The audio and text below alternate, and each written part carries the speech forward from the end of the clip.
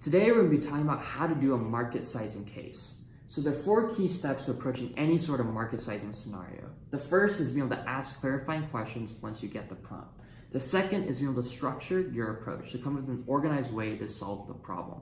The third is being able to assume, round, and calculate it in order to get to an answer. And finally, be able to sanity check your answer to think about whether or not it makes sense once you get somewhere. And so now we want to start with a question at hand, which is what is the total market size of electric toothbrushes in the US on a per year basis?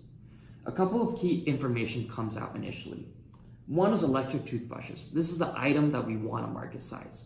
Second is year. This is the time frame. And thirdly is United States, which is the location. Although there's a lot of information, there's still a lot more that we can get out of this question. So we want to start with step 1, which is asking clarifying questions. So one would be, what are the units? Are we thinking about things in terms of volume perspective or a sales perspective? And the interviewer might actually tell you, we want things from a dollar perspective. A second question you might ask is, how are electric toothbrushes actually sold in the US? And if you were able to ask this question, then the interviewer might actually tell you a key piece of information, which is that electric toothbrushes are sold in 2 different components, the base and the head, and that bases are actually sold much less frequently than heads. Now we move on to step number 2, which is being able to structure your approach. What a lot of interviewees forget to do is actually take some time to gather their thoughts. Now this is really important because this allows you to come up with a more organized as well as a more structured approach to solving your problem. And so after I've taken some time, I've come up with the approach I've outlined here. So first I want to start with the US population size, then I want to break down this population into various different age groups. After that, I want to take a percentage of people within each age group that purchase electric toothbrushes.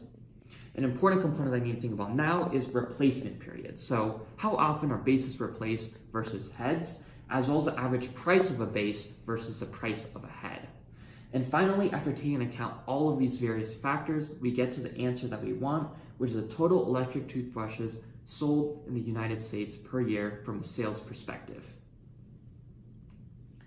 And so now we want to get to an actual quantitative number. So we want to do the assumptions, rounding, and calculating as part of step number 3. We have the US population up top. We can make an assumption that there are 320 million people in the United States. Then we need to break down this in terms of the different age groups. We can make an even age distribution assumption. So what this means is that if we assume an average age distribution, average people live up to 80 years old, we can assume that if we split it into 4 different groups, then that means that 1/4 of people fall into each of these different categories, so 80 million in each. Then we may need to make an assumption based off of a percentage of people that use electric toothbrushes. So I assume here the younger population, 0 to 20, they have less money and they're a little more active, so they probably use disposable toothbrushes. So I assume 5%. The 20 to 40 and the 40-60 age range, these people are a little older, they're more health conscious, and they have more disposable income. So I assume 20% of them use electric toothbrushes in each of these different age groups. And finally, the 60 to 80-year-olds, these people are more elderly, and they're probably less technologically savvy. So I assume 5% for them as well. We do some calculations, multiplication, addition, and we get to a total of 40 million electric toothbrush users in the United States. Now, the next step is we need to multiply that by a replacement period. So I made the assumption that we have 1 base per year that is replaced, as well as 5 heads per year that are replaced. And so what this gets us is we do that multiplication is a total volume of 40 million bases per year that are bought and 200 million heads per year that are bought. And so finally, we come to here, which we want to do a volume times price calculation in order to get to our answer.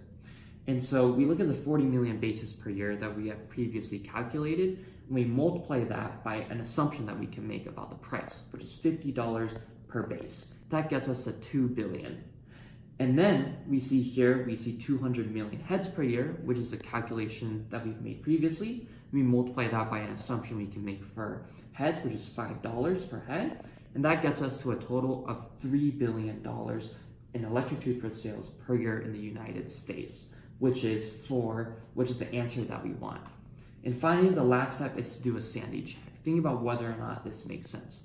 We can do this by checking back on our assumptions, doing an overestimation, thinking about whether it's an overestimation or underestimation, looking at a comparable market, and finally thinking about the implications of this market size.